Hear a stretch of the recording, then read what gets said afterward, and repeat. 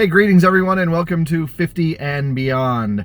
Yep, that's what I'm calling this YouTube channel from now on, 50 and Beyond, and that's because I am 50 and a little bit plus. So anyway, today's episode is going to be a little information about the Broward Center for the Performing Arts, located here in Fort Lauderdale, Florida. Right now I'm sitting in my car. I just parked it. There's a parking garage right off of 6th Avenue near the Broward Center. I recommend you come up to, level 2, park your car, because there's a sky bridge walkway that I'll show you in a moment that takes you right into the theater. And anyway, I'm getting a chance to see the musical Wicked tonight, so super excited. Of course, I won't be able to show you anything of that because cameras are not allowed in the theater, but I'll give you a little brief synopsis of what I thought of the touring production of Wicked after this.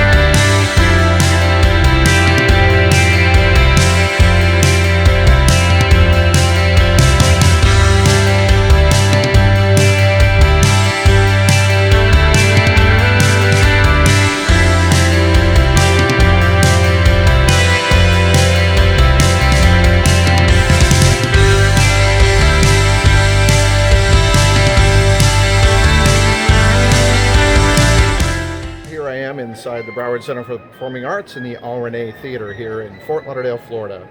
You can hear the little tinkling of the ivories, and orchestra is warming up behind me as we get ready for tonight's performance of Wicked, the musical. This is the touring company. This will be the 4th time I've seen this show, so I'm a little excited to see this show. Yeah, the Broward Center for the Performing Arts is quite a nice venue, as you can see behind me, and I'll give you a little pan of it now. Enjoy.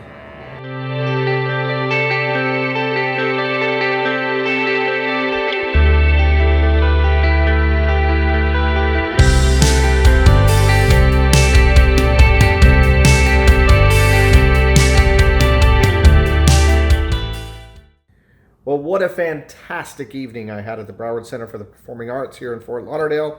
Made it back home, and if you hadn't had a chance yet, be sure to go see Wicked if it comes to your area, or if you happen to be in New York.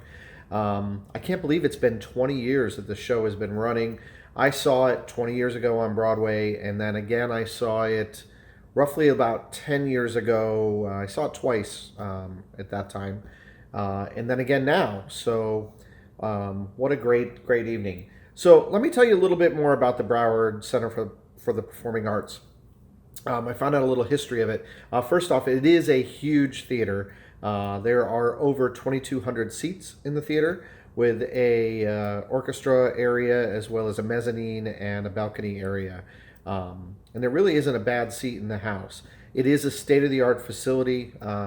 Greater Fort Lauderdale had a need back in 1991 to create a facility that could house all of the touring Broadway shows. So they did that. In addition to the Al Rene Theater, which is the main theater where I was tonight, there's also another theater called the Amaturo Theater.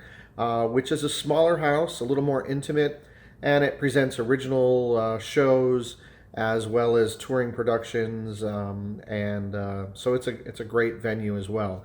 What's interesting to find out about the Broward Center is it is actually one of the top 10 most visited theaters in the entire world.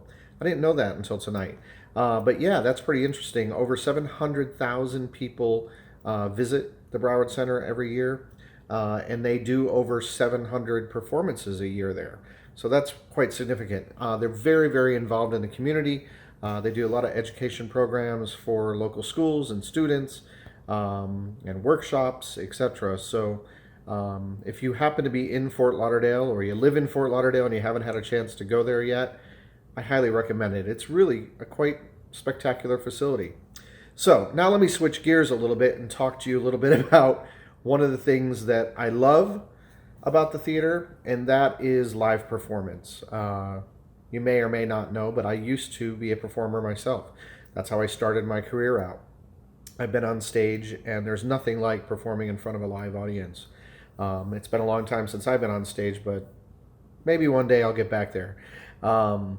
But in today's day and age, one of the things I noticed tonight in tonight's performance, I want to point out a little theater etiquette. I was sitting in the orchestra. I was in row P, so relatively close to the stage. There were two young ladies that sat behind me, probably in their early 20s, who found it completely normal to have conversation with each other during the performance.